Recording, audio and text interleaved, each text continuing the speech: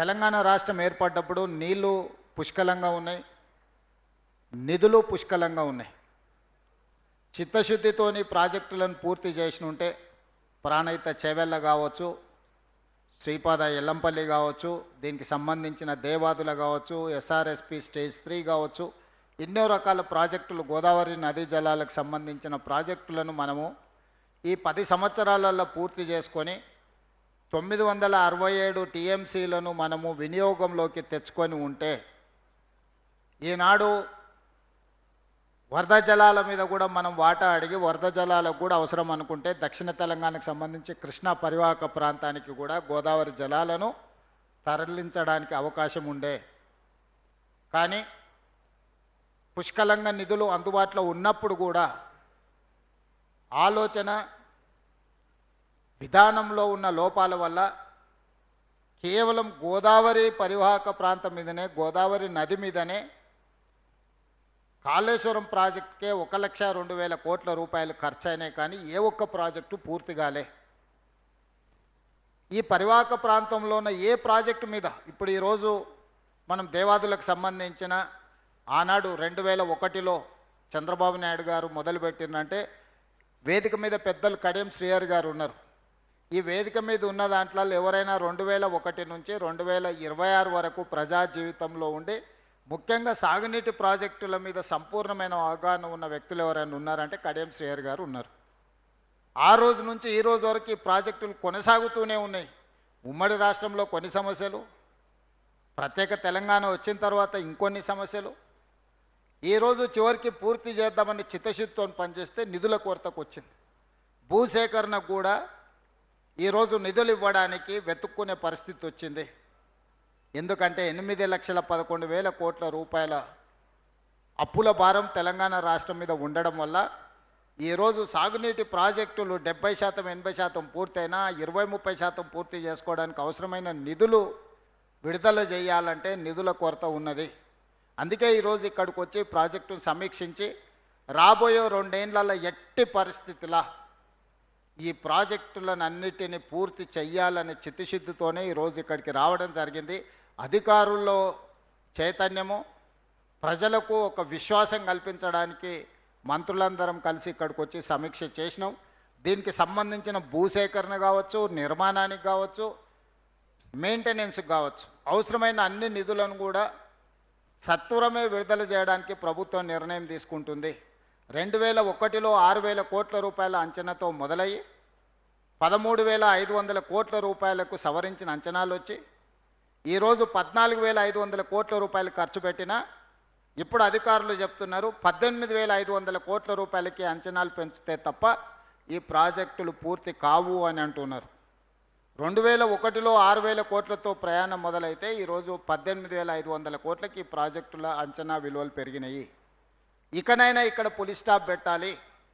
దీనికి సంబంధించిన కంప్లీట్ ప్రాజెక్టును పూర్తి చేయడానికి అవసరమైన అంచనాలు అన్నిటిని కూడా సవరించుకొని తీసుకొని వచ్చి మంత్రివర్గంలో ఆమోదింపజేసుకొని పనులను వేగవంతం చేసి ప్రాజెక్టును పూర్తి చేయండి అని చెప్పి ఈ వేదిక మీద నుంచి స్పష్టంగా అధికారులకు ఆదేశాలు ఇవ్వడం జరిగింది.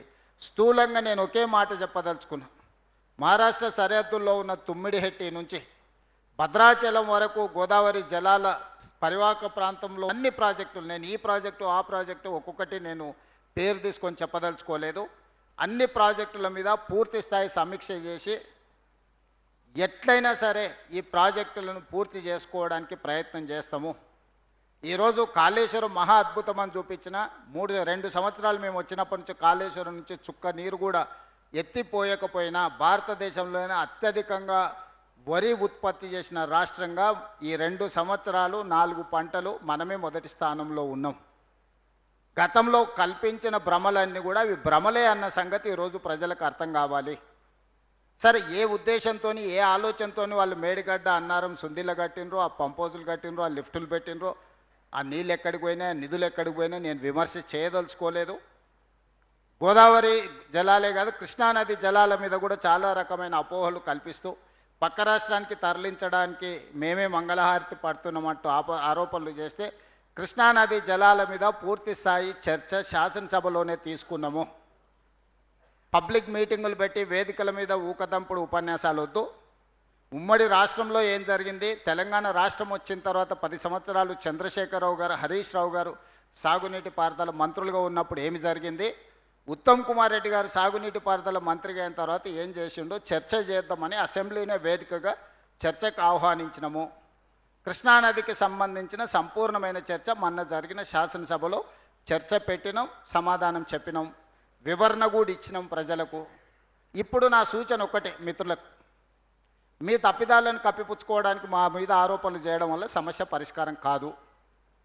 మీరు తప్పు చేసిండ్రా చేయలేదా అనేది ప్రజలు గుర్తించిండ్రు, ప్రజలు శిక్షించిండ్రు.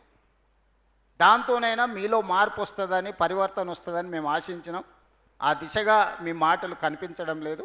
ఏదేమైనా నేను మిత్రులకు సూచన చేస్తున్నా, గోదావరి నదీ జలాలకు సంబంధించిన వివాదాల మీద కూడా శాసనసభలో చర్చ చేద్దాము. ముఖాముఖి కూర్చొని మీ అనుభవం 5 సంవత్సరాలు హరీష్ రావు గారు, 5 సంవత్సరాలు చంద్రశేఖరరావు గారు సాగునీటి పారుదల శాఖ మంత్రులుగా పనిచేశారు. 10 సంవత్సరాలు వాళ్ళిద్దరే ఈ శాఖను నిర్వహించారు. ఉత్తమ్ కుమార్ రెడ్డి గారు 2 సంవత్సరాలే అయింది నిర్వహించి. 10 సంవత్సరాల మీ అనుభవంతో మీరు సాధించిన విజయాలేంది, మీరు మాకు అప్పజెప్పిన వారసత్వం ఏంది, మాకు అప్పజెప్పిన వారసత్వంలో మేము పాల్పడిన తప్పిదాలు ఏంటివి, మీరు విషయాన్ని విఫులీకరించి సభలో చెప్పండి. ఒకవేళ మేము ఏదైనా సవరించుకునేది ఉంటే సవరించుకోవడానికి మాకు ఎలాంటి అభ్యంతరం లేదు. మేము మేధావులం కాదు, 80,000 పుస్తకాలు చదవలేదు, లేకపోతే మేము ప్రపంచ జ్ఞానులం అని కూడా మేము చెప్పడం లేదు. మేము మనుషులము, మేము చదివి తెలుసుకుంటాం, మేము అడిగి తెలుసుకుంటాం, మేము సూచన చేస్తే తీసుకుంటాం. మేము పరిపూర్ణమైన జ్ఞానం ఉన్నాం, మేము జ్ఞానవంతులమని నేను కానీ మా మంత్రి గారు కానీ చెప్పడం లేదు. మీ అనుభవం 10 సంవత్సరాలు, మా అనుభవం 2 సంవత్సరాలు. మీరు 10 సంవత్సరాల అనుభవంతో మాకు సూచన చేయండి. 2 సంవత్సరాల అనుభవంతో మేము ఆ సూచనలు తీసుకొని ప్రాజెక్టులను పూర్తి చేస్తాము. మూడోది, పక్క రాష్ట్రానికి నీళ్లు తరలించుకెళ్ళడానికి ఈ ప్రభుత్వమే సహకరిస్తుందన్నట్టుగా ఆరోపణలు చేస్తుంది. నేను మీడియా మిత్రులను ఇక్కడ ఉన్న వాళ్ళని అడుగుతున్నా, ఎవరైనా ప్రజా జీవితంలో ఉండి తెలంగాణ ప్రజల ఓట్లతోని ఎన్నికైనా ఎవరైనా అయి ఉండొచ్చు. ఆంధ్రప్రదేశ్ నుంచి వలస వచ్చి ఇక్కడ సెటిల్ అయిన వ్యక్తి కూడా ఇక్కడ ఎన్నికల్లో పోటీ చేసి ఇక్కడ ప్రజాప్రతినిధిగా ఉంటే ఆంధ్రప్రదేశ్కి ఎవరైనా సహకరిస్తారా? ఈ ఆరోపణ అతికెట్టన్న ఉండాలి కదా. ఇతరులు తరలించుకోవడానికి మీరు సహకరిస్తున్నారు, మీరే వాళ్లకు నీళ్ళన్నీ వదులుతుండ్రు అని ఇట్లాంటి చౌకబారు ఆరోపణలతోని ఏమీ ప్రయోజనం లేదు. నేను సూచన చేస్తున్నా చంద్రశేఖరరావు గారికి, హరీష్ రావు గారికి, దయచేసి చౌకబారు విమర్శల వల్ల తెలంగాణ గౌరవాన్ని దెబ్బతీయకండి. ఈ ప్రభుత్వానికి ఎలాంటి భేషజాలు లేవు. ప్రతిపక్షం సూచన చేస్తే ఆ సూచనలని నిజంగా అందులో ఏమైనా విషయం ఉంటే వాటిని స్వీకరిస్తాము. మేము చేస్తున్న పనులలో ఇంకా కొంచెం మెరుగ్గా చేయడానికి మీరు ఏం సలహా చెప్తారో చెప్పండి.